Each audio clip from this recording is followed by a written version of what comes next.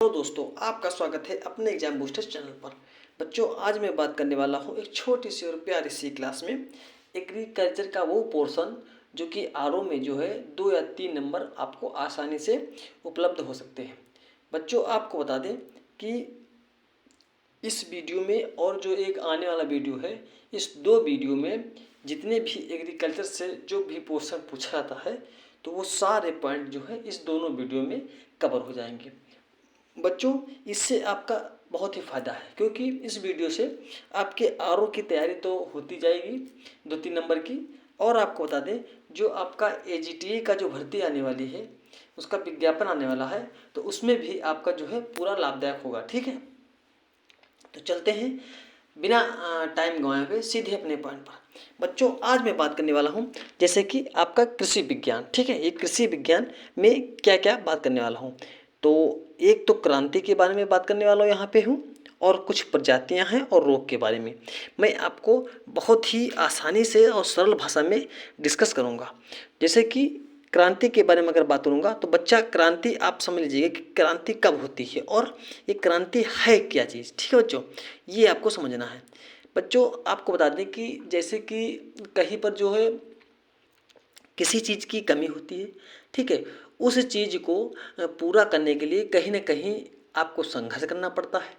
और संघर्ष के साथ जो आपका संघर्ष में आपका खून पसीना लगता है, यानी उस काम को आप कह लीजिए कि सफल बनाने में जो संघर्ष लगा हुआ है वही आपकी क्रांति है। ठीक है, तो क्रांति के अंतर्गत जो भी काम किए गए हैं, किसी चाहे फसल हो या कोई भी आपका टारगेट हो, ठीक है, तो उसमें जो है जो आप लगन से मेहनत से काम करते हैं और उसका आपका टारगेट पूर्ण होता है, ठीक है, तो वो जो है आपकी क्रांति है। ठीक है, छोटा सा संघर्ष आपकी क्रांति है। तो उसी प्रकार की एक छोटी छोटी क्रांति, जैसे मान लो आपका एक उदाहरण बता दें बच्चों कि एक हरित क्रांति हुई। ठीक है, तो हरित क्रांति आपके भारत के जो एक आपके वैज्ञानिक थे डॉक्टर एस.सी. स्वामीनाथन, उन्होंने क्या किया कि हमारे देश में सभी खाद्यान्नों की जो खाद्यान्नों की जो कमी थी, तो उसको देखते हुए उन्होंने क्या किया कि जो चावल या गेहूं 2 फसल उन्होंने लिया, तो उस पर जो है क्या किया, हरित क्रांति का जो है आपका पेश किया। ठीक है, हरित क्रांति का मतलब होता है कि उन्होंने जो है नई नई किस्मों का जो है अपना उत्पादन किया। ठीक है, और अच्छे से जो है उसका प्रोडक्ट मतलब पैदावार भी हुई। तो इसलिए जो है आपकी कुछ हद तक जो है परेशानी जो है कम हुई। तो ये सब छोटी छोटी जो है इस क्रांतियों के बारे में इसी टाइप की क्रांतियाँ आती हैं। जैसे कि श्वेत क्रांति, तो श्वेत क्रांति से बच्चा क्या हुआ, दुग्ध उत्पादन। ठीक है, इस क्रांति से आपका दुग्ध उत्पादन बढ़ा। ठीक, वहीं पर अगर बात करेंगे पीली क्रांति, तो पीली क्रांति में बच्चा आपका हुआ खाद्य और तिलहन। ठीक है, वही कि सुनहरी क्रांति के बारे में बात करेंगे तो इसमें बच्चे आपका फल और सब्जी का उत्पादन हुआ। ठीक है, अगर काली क्रांति की बात करेंगे तो इसमें बच्चा आपका पेट्रोलियम, काली क्रांति में पेट्रोलियम को जो जैसे एग्जाम में पूछा जाएगा कि काली क्रांति किससे संबंधित है, तो वो बच्चा आपका पेट्रोलियम से संबंधित है। ठीक है, गोल क्रांति के बारे में पूछेंगे तो वो आपका बच्चा आलू। वही अगर लाल क्रांति के बारे में बच्चा बात करेंगे तो मांस से संबंधित है और आपका टमाटर से संबंधित है आपका लाल क्रांति। ठीक है, गुलाबी क्रांति की बात करेंगे तो वो आपका प्याज उत्पादन। एक बच्चा गुलाबी क्रांति से आपको याद आएगा कि झींगा मछली जो होता है वो भी जो है इस क्रांति से संबंधित रखता है। भूरी क्रांति यानी खाद और उर्वरक। स्वर्ण क्रांति के बारे में तो ये आपका बागवानी या शहद से, ये दोनों चीज़ों से जो है ये संबंध रखता है। वही अगर नीली क्रांति के बारे में बात करेंगे तो वो उसका जो है मत्स्य से संबंधित है। तो यहाँ पर छोटे से पॉइंट में हमने जो है पूरी क्रांति जो क्रांति पूछी गई हैं, ठीक है, बार बार पूछी जाती हैं, तो उन्हीं क्रांतियों को हम जो है यहाँ पे अच्छे से इंक्लूड किया।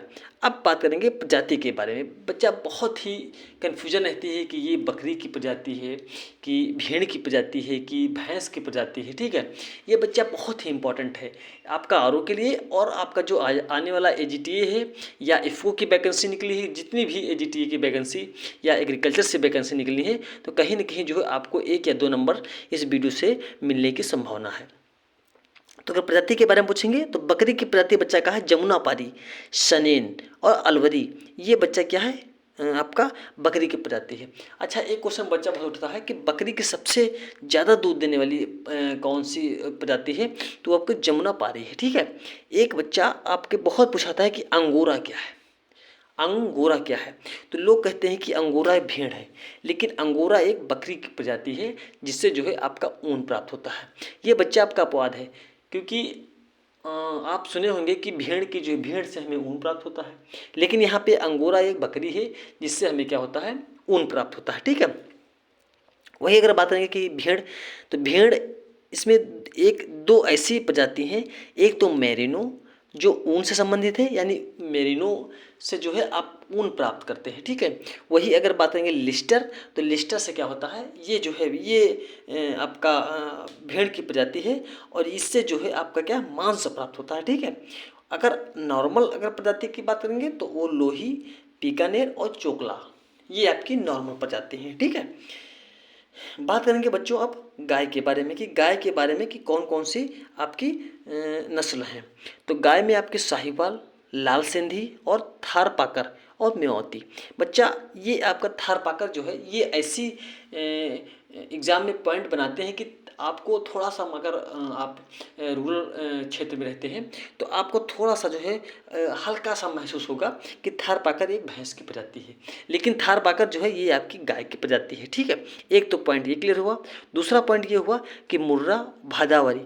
मुर्रा अगर बात करेंगे बच्चा तो ये आपकी देसी नस्ल है। ठीक है, लेकिन दूध देने वाली नस्ल है। ठीक है, भदावरी, जाफराबादी और कालाहारी। ठीक है, आप बच्चा करेंगे कि कालाहारी शब्द जो है ये कहाँ पर जो है कालाहारी शब्द कहाँ पर इंक्लूड है, किसके लिए। ठीक है, कालाहारी बोत्सवाना है ना, वहाँ पे ये शब्द यूज़ किया गया है। अब मैं आपको हिंट दे दिया, अब आपको जो है कमेंट बॉक्स में कमेंट करना है कि ये किस लिए फेमस है।